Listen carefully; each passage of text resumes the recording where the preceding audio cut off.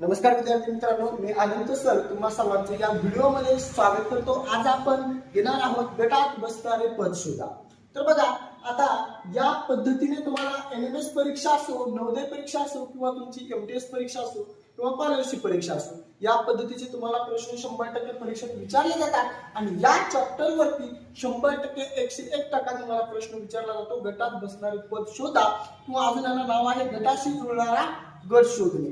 तर बघा, या पद्धतीचा एक तुम्हाला गट दिला जातो आणि खाली काही गट किंवा खाली पर्याय चार दिले जातात। त्या पर्यायातून आपल्याला एक गट शोधायचा असतो किंवा पर्याय शोधायचा असतो। वेळ न वाया घालवता आपण सर्व प्रश्न या व्हिडिओमध्ये पाहणार आहोत। व्हिडिओवरती नवीन आलेला असाल तर व्हिडिओला लाईक आणि चॅनलला नक्की सबस्क्राईब करा आणि आमचे एनएमएस वर्ग 8वी चे लाईव्ह क्लास सुद्धा डेली करण्यासाठी चॅनलला नक्की सबस्क्राईब करून ठेवा आणि हा व्हिडिओ जास्तीत जास्त शेअर करायला विसरू नका। तर बघा, इथे 27, 125 आणि 729 दिलंय।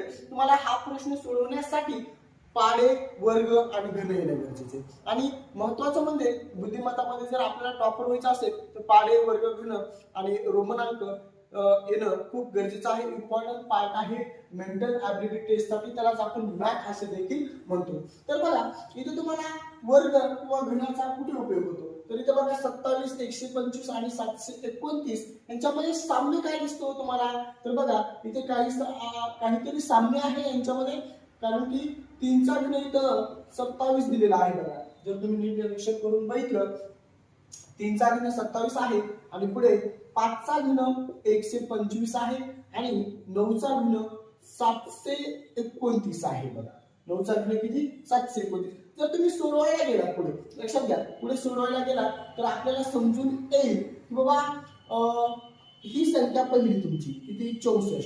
आता 8 चा वर्ग किती हो? 64। हा, इथे लिहून दाखवतो वाटलं तर लक्षात घ्या, 8 चा वर्ग आहे 64, पण 8 चा वर्ग 64 असला तरी सुद्धा 4 चा घन 64 आहे। बघा, एवढं आपल्याला कन्फ्यूज करण्यासाठी टाकलेलं होतं। मग पर्याय क्रमांक पहिलाच येणार आहे तुमचा। ओके, समजलं? काय दिलं आपल्याला? या गटामध्ये सर्व घन संख्या दिल्या।